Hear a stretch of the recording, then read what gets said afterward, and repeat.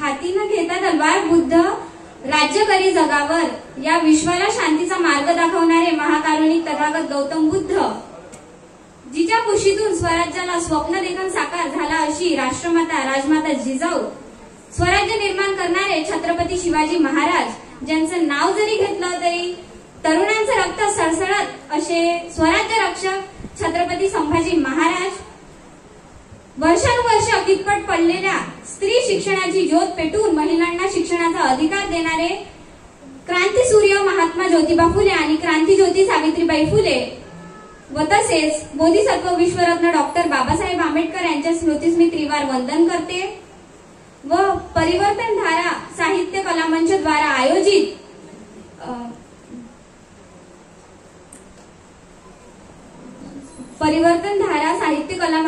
आयोजित प्राध्यापक डॉक्टर प्रवीण वानखेडे यांच्या स्मृती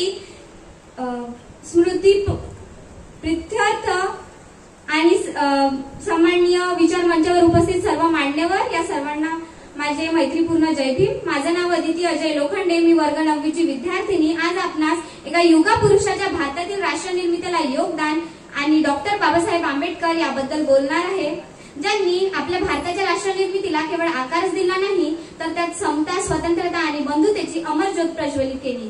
तो युग पुरुष म्हणजे डॉक्टर बाबासाहेब आंबेडकर। त्यांचे विचार आजही आपल्या हृदयात क्रांतीचा ज्वालामुखी पेटवतात, आपल्या मनाला नव्या दिशेची प्रेरणा देतात आणि एका समृद्ध समतादिष्ट भारताचे स्वप्न दाखवतात। भारत एक विचार, एक स्वप्न। भारत फक्त एक भौगोलिक सीमा नाही तर एक भावना आहे, जी एक विचार आहे, जी करोडो हृदयांना एका अखंड सूत्रेने बांधतो। पण हा भारत घडविण्यासाठी डॉक्टर बाबासाहेब आंबेडकरांनी त्यांच्या जीवनाचा प्रत्येक क्षण होमला। ज्या काळात जाती, धर्म आणि असमानतेच्या जंजाळात जाखडल्या होत्या, त्या काळात डॉक्टर बाबासाहेब आंबेडकरांनी क्रांती घडवली। त्यांनी ठामपणे सांगितले, राजकीय स्वातंत्र्याला आर्थिक आणि सामाजिक समतेशिवाय अर्थ नाही। हा एका वाक्याने भारताच्या राष्ट्र निर्मितीला नवा अर्थ दिला। संविधान समतेचा अटल पाया भारतीय संविधानाचे शिल्पकार डॉक्टर बाबासाहेब आंबेडकरांनी एक असं संविधान लिहिला जो जगातील सर्वात प्रगत संविधानांपैकी एक आहे।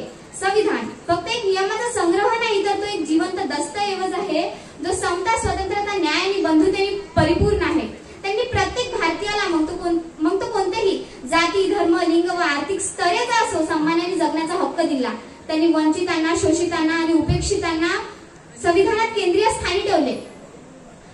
स्वतंत्राची तलवार बाबासाहेबांनी सांगितलेला एक मंत्र आजही आपल्या काळजात घुमतो, शिका, संघटित आणि संघर्ष करा। हे मंत्र केवळ शब्द नाही तर एक जीवन दर्शन आहे। त्यांनी शिक्षणासाठी अथक परिश्रम केले।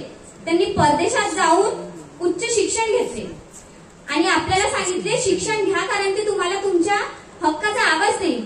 मित्रांनो, आज आपण ज्या भारतात राहतो ते बाबासाहेबांचे स्वप्न आहे, पण आज ते स्वप्न पूर्ण झाले आहे का? आजही आपल्या भारतात असमानता, अन्याय आणि भेदभाव आहे, पण बाबासाहेबांचे विचार आपल्याला नेहमी आठवण करून देतात की राष्ट्र निर्मिती ही सतत चालणारी प्रक्रिया आहे। त्यांच्या समतेच्या आणि न्यायाच्या स्वप्नाला प्रत्यक्षात आणण्यासाठी आपल्याला कटिबद्ध व्हावे लागेल। त्यांचे एक वाक्य मला नेहमी प्रेरणा देतात, मी समाजाला त्याच्या शक्तीने मापत नाही तर तो आपल्या कमकुवत घटकांना कशी वागणूक देतो तर त्यातून मापतो। या एका वाक्याने त्यांनी आपल्याला एक नवी दृष्टी दिली। चला आज आपण एक संकल्प करूया, शिक्षण घेऊया, एकमेकांना सन्मान देऊया आणि एक असा भारत घडवूया जो खऱ्या अर्थाने समता, स्वतंत्रता आणि बंधुतेने नटलेला असेल। धन्यवाद। जय हिंद।